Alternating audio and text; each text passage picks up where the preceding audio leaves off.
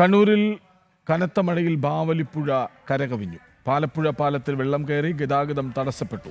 മിഥുൻ പിള്ള ഒപ്പം ചേരുന്നുണ്ട്. മിഥുൻ പിള്ള, എന്താണ് അവിടെ നിന്നുള്ള വിവരങ്ങൾ?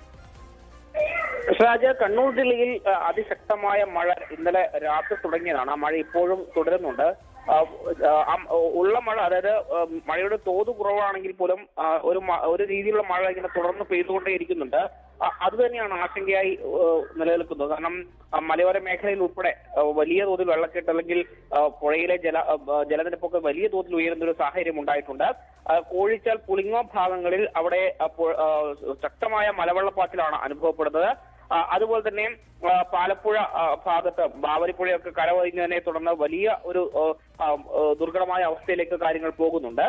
കൂടാതെ കൊട്ടിയൂർ പാൽച്ചുരം റോഡിൽ വലിയ തോതിൽ മണ്ണിടിഞ്ഞു വീണ് ആ ഭാഗത്തു കൂടിയുള്ള ഗതാഗതം തടസ്സപ്പെട്ടിട്ടുണ്ട്. അതുകൊണ്ട് തന്നെ ആളുകൾ ജാഗ്രത പാലിക്കണമെന്നൊരു നിർദ്ദേശം ഇപ്പോൾ നൽകിയിട്ടുള്ളത്.